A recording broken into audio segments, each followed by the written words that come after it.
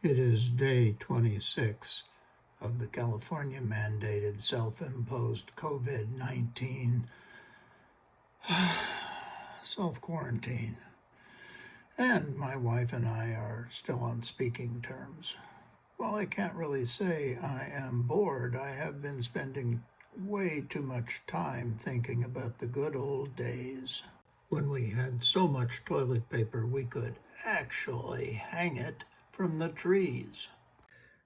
I have been doing all the household task, to-do list, honeydews, and chore completion that I had been procrastinating, and it was time for some activity that was more rewarding. So I skipped to the final item on the list. Well, as you can see, I've got quite a lot of records, and I listen to them almost every day. And after listening to the VPI ADS speed control system on a friend's system and then on my own, I realized that speed control is a very important parameter, especially on music with sustained chords like piano or organ. And it's not just a tweak, but the ADS system has only the speeds 33 and 45, and I have a lot of 78s. So I need something easy to use that has access to that speed. Now my normal rig has not been able to do that, and my backup turntable is a hassle. I have to remove the pulley cover, I have to change the belt on the pulley setting, often flipping the belt off of the turntable when it's difficult to reinstall. But what I need for this turntable is something that has accurate speed control at all three speeds and is accessible with the push of a button. Great minds must think alike. Or maybe I just got lucky because Soda has made available such a device. And there it is.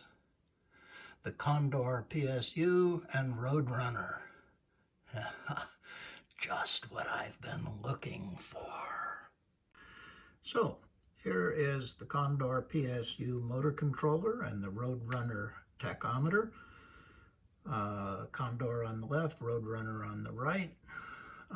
Both of these are sitting on the Cloud 10 isolation platform underneath the plinth of the VPI Scout. The Total Eclipse package is comprised by these two units together with a sensing circuit, a magnet, the proper way to install those, the replacement motor, all the connecting and control cables and wall warts for both of these units. The motor speed controller, PSU, called the Condor, was originally a Phoenix Engineering developed product known as the Falcon. Now a bird of a different feather, it's marketed by Soda Sound Inventions as the Condor, and it's a lower voltage regenerative AC power source that creates an extremely accurate and clean sine wave, which improves speed stability and allows speed adjustment. The turntable is the VPI Scout, and it is a non-Soda turntable, but it is compatible with this enhancement. Not all the VPI turntables are compatible, so if you're thinking about this, you need to check with Soda for the motor specifications to see if it actually will work before you spend your money. The motor housing is the original VPI, and the new motor replacing the VPI 110 volt two-phase motor is a Soda 3 to 24 volt three-phase motor and draws less current actually than the VPI motor. Notice that there is no on-off switch. That function is now usurped by the PSU, and so we don't need it anymore. I plugged that hole with an old size-adjusted screw from a toilet tank because, well, I think brass sounds better than stainless. Don't you agree? I also opted for the soda pulley, which has a crowned configuration and their flat belt for a very stable installation. You can use the VPI pulley, but you are constrained to make sure if you do, you have your belt on the smaller diameter size of the pulley. The old AC power cord has, of course, been replaced by a new connector and cord, which you can almost see here, that connects the new motor to the power supply unit for power and control, on, off, and speed. The sensor, located back here, has a transistor that sits just under the edge of the turntable, and together with a magnet, as the turntable turns, through the magic of electromagnetic flux interaction, we are able to measure platter rotation speed, and this relies on the Hall, H-A-L-L, effect. If you want to know more about the Hall effect, you can look at it on Wiki, but I caution you there may be more math than you're ready to deal with. The magnet itself is located at the edge of the turntable, shown here, and as it moves and passes over the sensor, we get that Hall effect, and we're able to use that to regulate the speed. The magnet and the sensor have to pass within 1/8 of an inch of each other for this to work, and they must be firmly affixed for the results to be accurate. That's enhanced because both the sensor and the magnet are supplied with ready-to-use adhesive bottoms. The closer they come without touching, the better. Best setting is as close as you can get without touching. The tachometer, located down below here with the PSU, the RoadRunner, not only measures the rotational speed of the platter, but provides feedback to the PSU, enabling it to adjust the speed on a regular basis for accurate speed control. It has an additional feature which lets you monitor accumulated platter spin time, and that lets you gauge the age of your stylus, which might be useful for determining if it needs to be retipped or replaced. The tach indicates a new reading after two full passes of the magnet over the sensor when just starting, and then updates the speed with each rotation thereafter. If it is connected to the PSU, the speed compensation occurs slowly, evenly, and inaudibly during each successive revolution. Now, you start the platter rotating in normal mode by pressing and releasing the standby button. The PSU powers up and reverts to the last speed used and outputs an appropriate AC signal to the motor. The display shows that last selected speed. I was playing an LP, so it shows 33.3. After the platter has rotated the magnet past the sensor twice, the RoadRunner will display the RPM speed, which in this case is 33.33, not bad at all.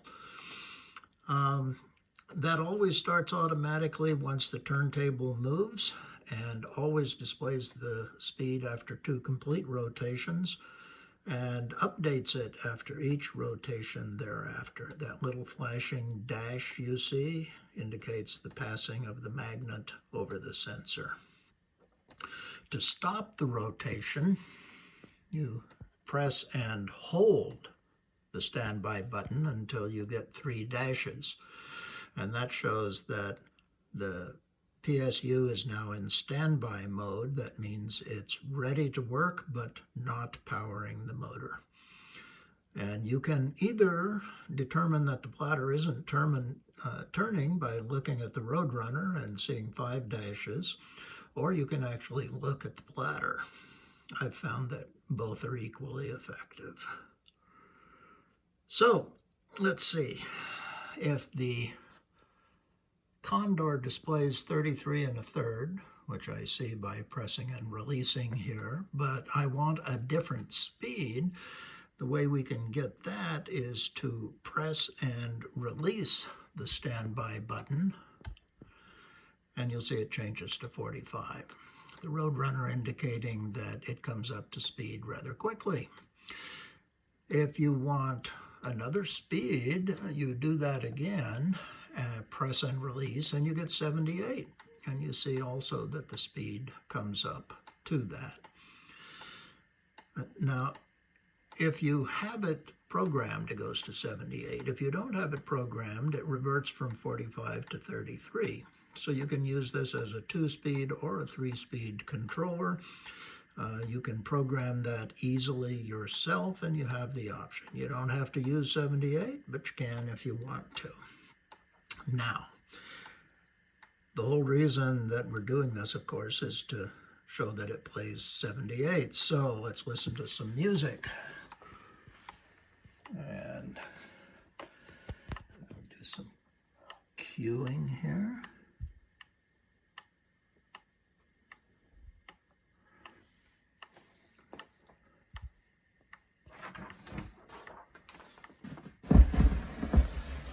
Remember that static.